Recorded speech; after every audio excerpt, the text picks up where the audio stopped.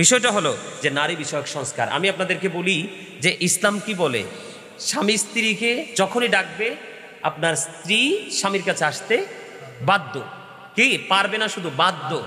আল্লাহ রাসূল বলেছেন কোন স্ত্রী যদি চুলার উপরে দুধের পাতিল বসিয়ে রাখে, কি বসিয়ে রাখে, দুধের পাতিলও যদি চুলার উপরে বসানো থাকে, কারণ আমরা যে খাবারগুলো খাই, রান্না করি, সবচেয়ে রিক্সের রান্না হলো দুধ। দুধ দুধ দুধ কিন্তু একটু যখন উতরায় তখন কিন্তু এটাকে কন্ট্রোলিং এ না আসে বলে পুরোটা কিন্তু উতরে পড়ে যায়। তা আল্লাহ রাসূল আমাদের কি কত বড় মানে কি একটা এক্সাম্পল দিয়েছেন। রাসূল বলেছেন কোন চুলার উপর যদি দুধের পাতিলও বসা থাকে, সেই অবস্থায় যদি স্বামী তাকে ডাকে, তাইলে স্ত্রী কি করতে পারবে, দৌড়ে স্বামীর কাছে চলে আসতে হবে। এটা আমার ইসলামের বিধান, রাসূলের কথা। সেই ক্ষেত্রে যদি নারী বিষয়ক সংস্কার কমিশন গঠন করা হয়, তাহলে নারীকে ডাকলে আসলেও পারবে, না আসলেও পারবে। এখন স্বামী যদি তাকে জোর করে তাকে ডেকে আনে, সে যদি স্বামীর কথাটা তিক্ত লাগে, সে কোর্টে গিয়ে মামলা করে স্বামীকে পাশায় দিতে পারবে। নাউজুবিল্লাহ। সংস্কার মানে এগুলো। এবং আরেকটা সত্য কথা বলি, যেটা হলো আরো কিছু গোপন কথা আছে। যেমন আপনি স্বামী স্ত্রী দুজনে দুজনের জায়গাটাকে ভাগাভাগি করবে, কি করবে, ভাগাভাগি করবে। ভাগাভাগি করতে গিয়ে যদি স্ত্রীর দ্বিমত থাকে, সেই ক্ষেত্রে যদি স্বামী কি করে, তাকে প্রেসার ক্রিয়েট করে, তখন সে স্বামীর বিরুদ্ধে কি করতে পারবে, রিঅ্যাকশনে যেতে পারবে। কিন্তু যেটা শরীয়তের বিধানে নাই। সংস্কার মানে হচ্ছে নোংরামি, সংস্কার মানে হচ্ছে নষ্টামি। সব সর্বোচ্চ নষ্ট জায়গাগুলোকে ওপেনিং করে দেওয়া হচ্ছে নারী বিষয়ক সংস্কার কমিশন। এটার আমি তীব্র নিন্দা এবং প্রতিবাদ জানাচ্ছি, এবং ডক্টর ইউনূস সাহেবকে বলবো এবং আরও যারা আছেন ওনার আশেপাশে, তাদের আপনাদেরকে বিনীতভাবে অনুরোধ করব, আপনারা এই নারী বিষয়ক সংস্কার কমিশনটাকে বাতিল করতে হবে। আমরা কে সুন্নি করে, কে কওমি করে, কে জামাত করে, কে কোন দল করে, সেটা কিন্তু কেউ দেখবে না। শতকরা 92% চাইতেও বেশি আমাদের দেশে মুসলমান, এই দেশের মুসলমান সেটা মানবে না।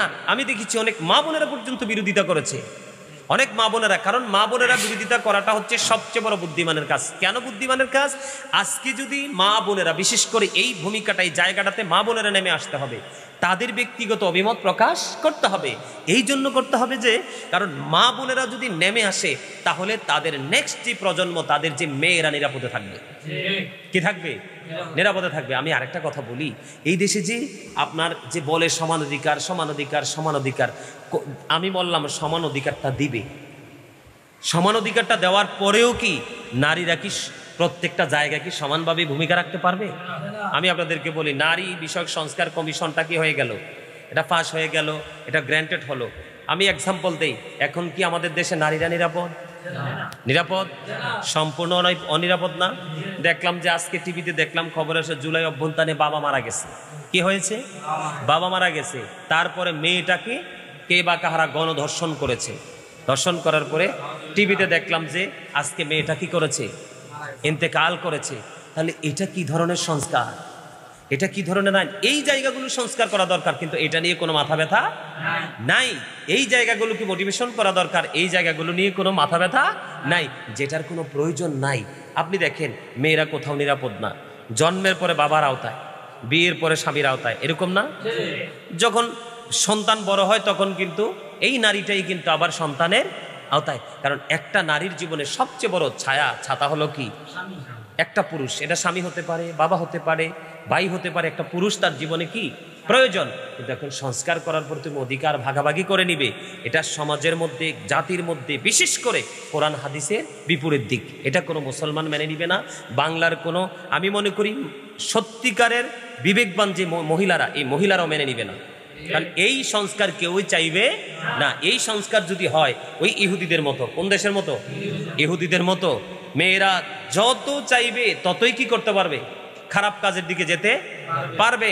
ওই ইহুদিদের মতো অনেক বেশি প্রণোদনা দেওয়ার পরে বাংলাদেশে আর মানুষ বাড়বে, ছেলেরাও চাইলে যেই পথে, নোংরা পথে চাইলে ইচ্ছে মতো হাঁটতে পারবে। তো আল্লাহ কোরআনে কি বলেছেন, অকারনা ফি বুয়ুতিকুন্না ওয়ালা তাবাররাজনা তাবাররুজাল জাহিলিয়াতিল উলা। নারীদের জন্য পর্দা ফরজ, কি পুরুষের জন্য পর্দা ফরজ।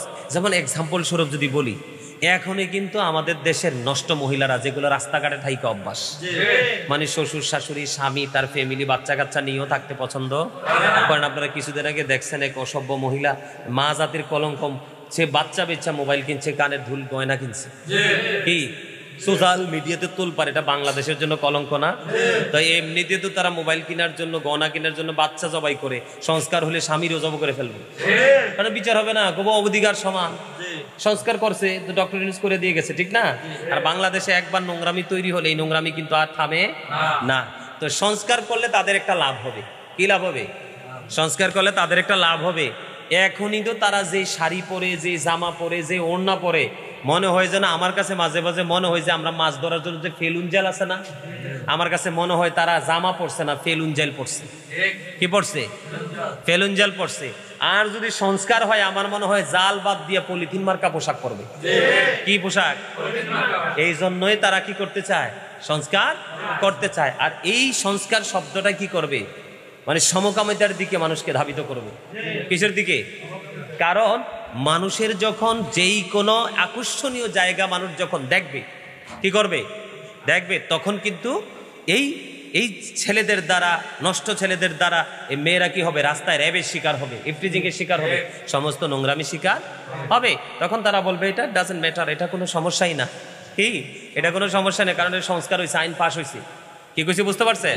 এই জন্য আমরা সবাই সবার জায়গা থেকে সচেতন থাকতে হবে। বিশেষ করে এই সব ধরনের বক্তব্যকে পরিহার করতে হবে, এবং আমাদের যে মা বোনেরা রয়েছে, মহিলা সদস্য, নারী সদস্য রয়েছে, আমাদেরকে কোরআন সুন্নাহ ভিত্তিতে, কোরআন সুন্নাহ ভিত্তিক পথ চলার জন্য তাদেরকে আমরা উৎসাহিত করব। আমরা কখনোই নিরুৎসাহিত করব না। আর যারা নিরুৎসাহিত করে, আমরা তাদেরকে মূল্যায়ন করব না। এটাই তো কথা, আমরা এটাই প্রত্যাশা করতেছি। আর এই নারী বিষয়ক সংস্কার কমিশনের তীব্র নিন্দা এবং প্রতিবাদ জানাচ্ছি, এবং এটাকে বাতিল করার জোর দাবি জানাচ্ছি। আমি বিশ্বাস করি আপনারা সকলে আমার সাথে একমত হবেন। একমত হয়ে এটাকে বাতিল করার জন্য কণ্ঠস্বরকে উঁচু করবেন। আল্লাহ যেন আমাদেরকে সত্যকে সত্য বলে, মিথ্যাকে মিথ্যা বলে জানার বোঝার তৌফিক দান করে। সকলে বলেন আমিন। আরো জোরে বলেন আমিন।